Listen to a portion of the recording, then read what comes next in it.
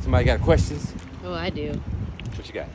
I love your idea about apologizing to someone as a New Year's resolution, for lack of a better word.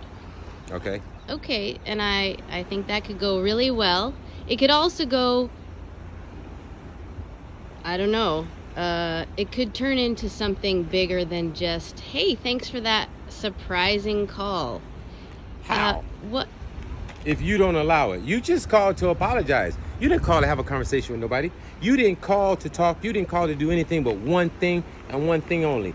You called to apologize for even getting into a confrontation, an entanglement with that fool, that person. That's why you calling. So how can it go any further than that? Unless you let it. Yeah, I know that person's gonna take that and they're gonna stomp with it. I know that person's gonna take that and they're gonna think that you're being weak. I know, that's the whole purpose of it. That's the purpose of what I'm telling you to do and why I'm telling you to do it. And it makes you look like you're weak, and to who? It makes you look like that to that person. Who cares? This is a New Year's resolution, and a New Year's resolution is supposed to be something that is like bam, son. And this New Year's resolution, you cannot walk away from it. Nah, you can't quit it. You only got to do it one time. It's not like I want to lose weight or I want to be better with this, No. You only have to do this one time. And it's what I call the shortcuts. I always mentioning shortcuts in life, right? This is a shortcut. Shortcut to?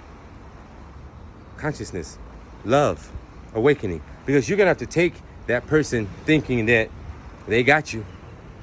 And that's only your ego is going to kick in. And we can talk about that later. We're not talking about ego right now. We're talking about New Year's resolution. And if you wanted something big to do, there you go. There you go, God. You want anything bigger than that? There's nothing bigger than that. There's nothing bigger than that for a New Year's resolution. Nothing. Anybody tell me something bigger than that for a New Year's resolution? Anybody? I don't have it. Oh, see? You see what happens? Any one of you guys got any information? Anybody? Can I hear? Crickets. So, guess what? Come on, man. If you're going to challenge yourself, if we're going to challenge ourselves, right? Really, really, really challenge yourself. This is just one phone call to one person. I'm not saying all the other people. I'm saying that one person that is not expecting that call. And one day, I'm going to show you the future. And I can show you the future. I can actually show you how the future look like from how people will treat each other in the future. And one video, I'm going to show you what the future look like and see if any one of you guys will be able to live in the future right now.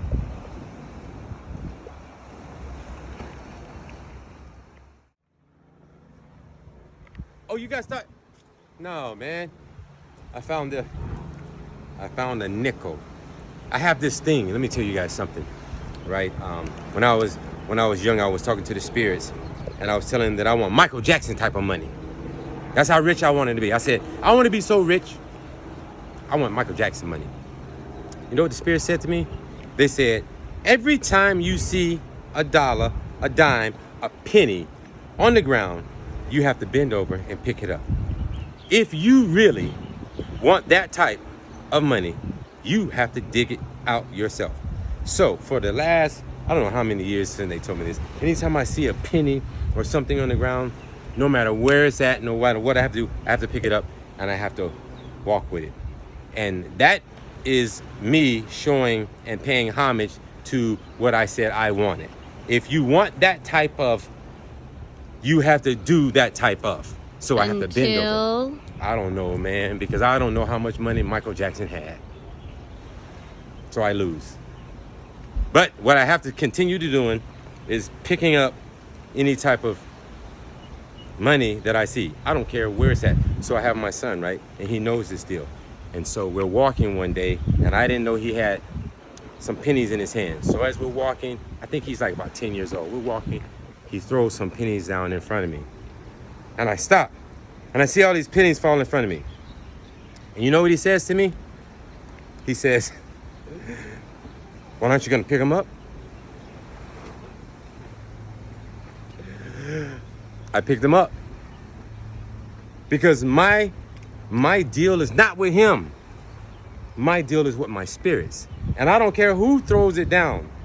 I still have to honor what I said I was about. And I still have to honor my truth. So I picked it up while he was cracking up laughing. Just another story. A story I wanted to share with you guys. That was light, cute. Yeah. I have a question about something you said about the future. You can show us how the future will be based on how people treat each other. Yeah, and I will show you how far from the future we are. Now, I can only use, I'm just going to use my people, all right? And I'm only going to use black men, my brothers. And I'm talking to black men. But I want all the rest of you guys to listen to the conversation that I'm having with my brothers. So, one day, as black men, we carry guns. We carry guns for people that are carrying guns for us. That means someone's looking for me. I have to have a gun while I'm looking for them. And there's a lot of shootings all over. Brothers shooting brothers. Black on black crime. Yes. I know about it. But one day is gonna come where you as a black man will take your piece and you're gonna go give it to your enemy. So let me give you the scenario. I'm looking for Ray Ray. So I'm gonna call Ray Ray up one day. I'm like, yo, Ray Ray, you know who this is. Yeah, you know who this is. Yeah, I'm coming to see you. Where? I'm coming to you. All right, what time? Boom. Back at his warehouse on the docks. Ray Ray wants me to meet him. Now, I know for a fact, going up behind the docks to meet Ray Ray, he's gonna have all his boys because that's their territory. That's where they reside, right? And I'm gonna go. And I'm gonna go by myself. I'm gonna go by myself.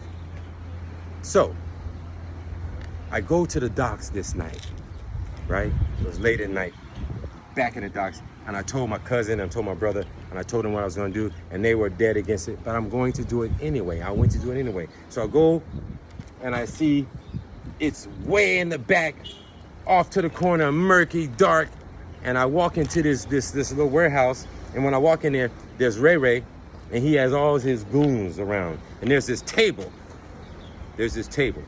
And they're sitting in front of this table. And when I walk in, of course, everybody, right? And I say, hey, I'm packing. And I show him. So he sees it. So I walk in, and I'm like, hands up. Ray Ray's at the table. And of course, he's going on, what you want, nigga? You know I can blow you up. You just gonna walk up in here. Who do you think you are? And I'm taking it because I'm tired, man. I'm tired of running from him. I'm tired of looking for him. I'm tired.